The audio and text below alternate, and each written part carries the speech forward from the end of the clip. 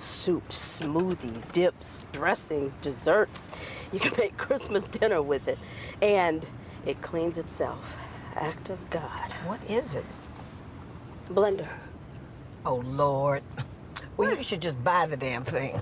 Look at that price. Bailey, think about when you walk into your kitchen and it's gleaming at you from the counter with its 5 programmable speeds.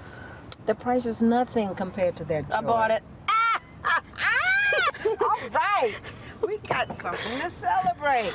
Love it. Here's something else to celebrate. That's a clip from the 332nd episode of Grey's Anatomy, airing on February 28th. Yeah, it's a really big deal. This episode is a special one, guys. It makes Grey's the longest-running primetime medical drama in history. Yes, is now beat out ER for that title. And here to tell us more about it, Dr. Miranda Bailey herself, Chandra Wilson. Thank you for being here. Are you that impulsive? Would you buy a big blender or something just on the spot? I have done some impulse buying before, and it always something needs to be returned. So I'm learning how to stop doing well, that's good. So 332 episodes kind of puts you in the ranks of, The Simpsons, Gunsmoke, Law & Order is the longest-running scripted primetime shows in history. Also, the 20th episode that you directed. Yes. So how is this episode different? We're kind of pulling out all the stops here. There's lots of numbers attached to it. Oh, yeah. I was kind of putting that director pressure on myself to say, oh, I got to make it special. Oh, I got to do something, really, really cool. No, because, I had to ultimately go back to the script and what was written and say, okay, wait, what is the story that I'm telling here? Am I supposed to, just talk about the OGs? Am I just supposed to, introduce the new ones? And it's what ended up happening was something really nice. It basically lets you know that the show continues. Well, man. And that the stories continue. Yeah, and also, I feel like someone like you at the helm, who better to kind of maintain the integrity of the show and who knows it in and out. And speaking of the OGs, you are one of just a few OG cast members who date all the way back. Ellen Pompeo, Justin Chambers, James Pickens Jr. I would imagine there's got to be this special kind of kinship or family type feel between you guys. But is it tough to bring the new kids into that? What's the deal? No, not at all. The 4 of us can finish each other's sentences, so that's cool. There's shorthand for everything.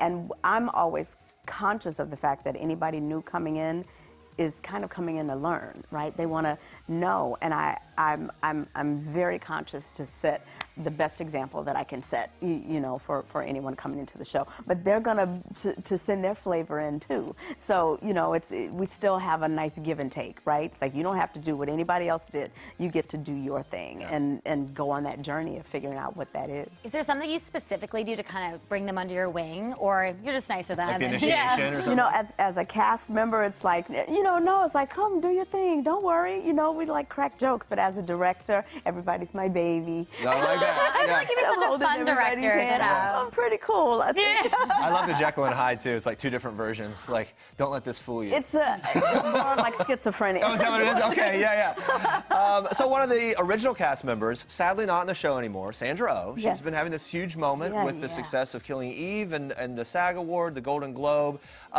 Critics' Choice? Critics' Choice. They're all this list. When you watch that and think back about the time that you spent with her on Grey's, what's your feel for her as she's kind of going through this big moment? Oh, you can't do anything but celebrate.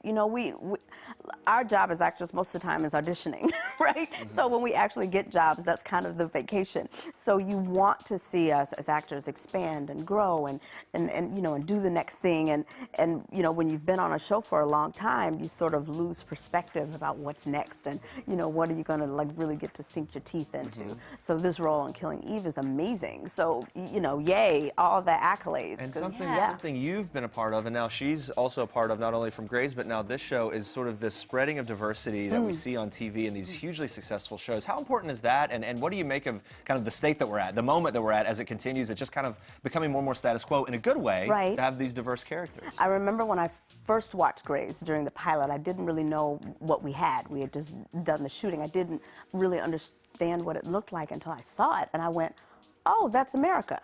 Oh, that's what we're supposed to look like. I get it. And we never intentionally did it. We weren't ever hitting anybody over the head saying, make sure that we spread out ethnicities. And we just showed what we want to see every day, what we pass by on the street, what it looks like when we go into a hospital. So the more people can see that reality, I think the more, people will not worry so much about going to the doctor or going into a hospital because, oh, this is what it looks like on Grey's. You know what I mean? Right. So we can help, just bring truth to what we're looking at on television. Then that's a great function that we would have served. Yeah, I love that. Now, you have a very exciting night tonight. You're being honored at the Women's Day Red Dress Awards. Yeah. Now, this would obviously be really close to Miranda's heart because she went through a heart attack storyline last season. Very but much. why is this very important to you? Yeah. So again, as an actor, you get these little jewels every now and then. And one thing about Dr. Bailey is she could have very easily been a one-dimensional character, but our audience, is smart to her now. And they're like, no, we know all about you. We know your cushy side. We know all your different sides. And we also know that you go through something that so many African-American women in particular, as well as, women, this is our strongest killer right now, heart disease. And so to have that on television where somebody can sit there and watch it and say, oh, wait, that's me. Or watch Dr. Bailey's journey in the emergency room having a hard time and then say to themselves, wait a minute, I saw Chandra's portrayal and she had to be emphatic in that emergency room, or, so maybe I have to do the same thing for myself and advocate for myself. Then, hey, take it and run with it. I think that's really important. And I was so, glad that we were very particular with our wording and very particular to say heart attack doesn't mean walking and sweating, falling out. We know our bodies. You know your own body, and if something is off, you get to say that it's off. Yeah. And it's a symptom, a physical symptom. It's not something you're making up. It's not mental. You're not being delusional. No, I can tell. I know my body, and something is off. And that's something that we have to get out there for women in particular to be able to speak for yourself. I really love that, and just being able to be bold enough to do that, right? And to listen and to make sense of it. Back to Grey's in a bit. Yeah. In last week's episode, it seems that things might be settling down for Miranda. Ben is building the most romantic treehouse ever. It's a very sweet gesture, doing his thing. Can we breathe easy, at least for the next few episodes? What's the feel as we move forward here? That's what you want to do? Go right on ahead. That seems like there might be something else in the bag. I don't know. Look, Miranda said from the beginning this was a sabbatical. Now, I don't know why everybody just went all crazy and was thinking this sabbatical. When they got married, she said, no, this is what we're doing. We're signing this deal because, this is the forever. So I don't know why he didn't understand that it was just a sabbatical. I don't know why the viewing audience didn't understand that. So, but she's going to continue to work on herself, but now she can do it in partnership as opposed to doing it alone. Yeah, now this season we see Meredith has this really fun love triangle. You know what it's like to play a character who kind of plays the field, but also a character in a very committed relationship. So what's more fun to play for you? Oh my gosh, more fun. I mean, the play the field part doesn't last that long usually, right? It's like once you get into the committed thing, then you can see all the places you can go. Oh, I like that. So, I thought you were going to say it's more fun to play the field as a character.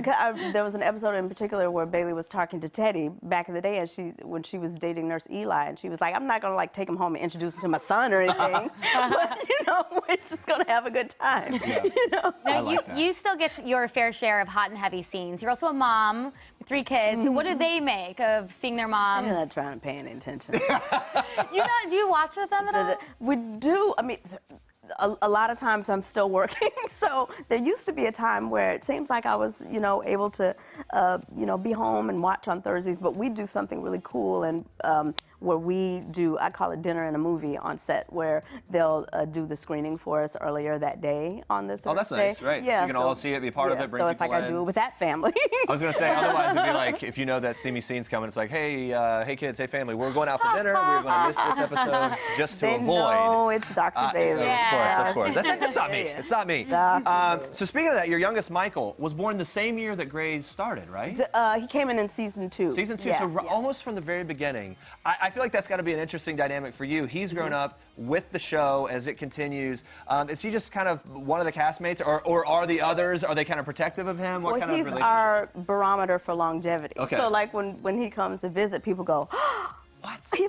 You know, and that like lets us know how long we've Like as a been there. teenager, I remember I was in diapers. and everything. Yeah, all the time, all the time. Yeah. All right, well, we've learned a lot about your character over the years, but before you go, we want to put you to the test, see how much you remember about your character. Miranda, you ready for it? I know. Sure, Okay. sure. All right, we let's go, get here we go. started. You've said Bailey's infamous intern speech in the very first episode is one of your favorite Grey's moments. She gives the interns 5 rules in that speech. So what are rules number 3 and 4? 3 and 4, 5 rules, memorize them.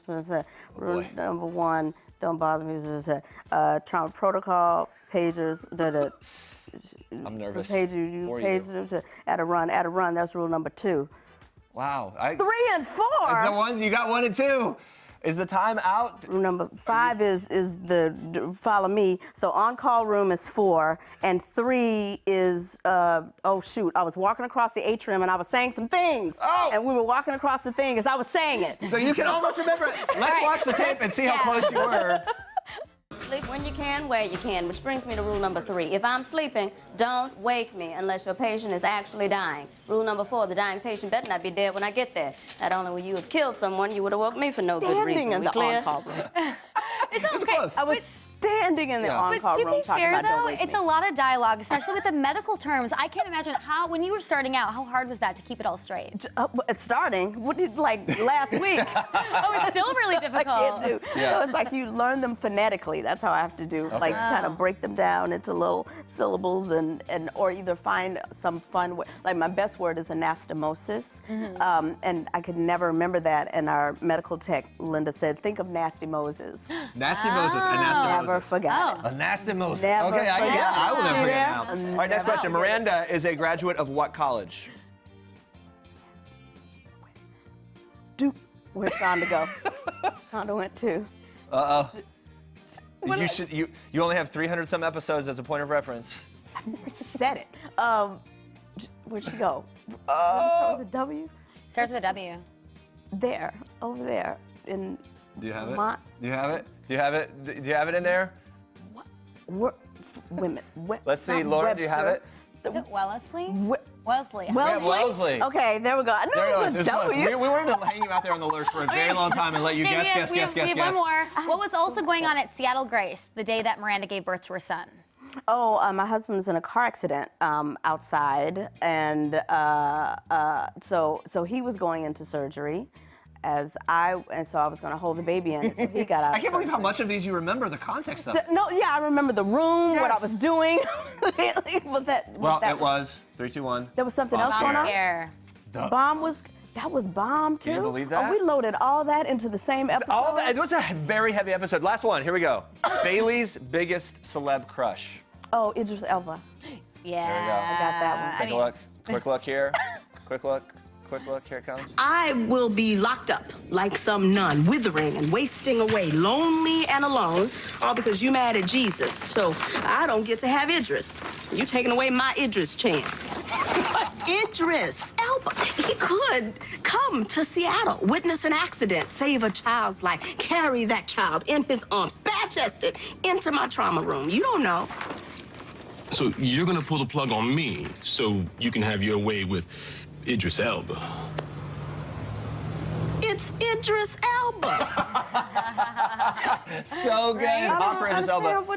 Yeah. Idris, we now know, was finally named People's Sexiest Man Alive. Yeah, what yeah, would your yeah. character think of him as the sexiest man alive? She What would do you just start hollering. Just walking around hollering. she's like, she knew it for years. Hollering. Yeah. I love it. Chandra, thank you so much for being here and playing along You're with that whole welcome. thing, a walk down memory lane. And by the way, impressing us with Yes. the memory of the context. I and just everything. know It's it for was these Super Bowl. scenes. That was after the Super Bowl too, when that episode. Yeah, aired. all right. Thank you. And Come you Thank you guys so can much. watch the Sorry, new we're out of time. Here we episodes go. of Grey's Anatomy Thursdays at 8, 7 Central on ABC. Make sure to tune in for that record-breaking episode on Thursday, February 28th as well.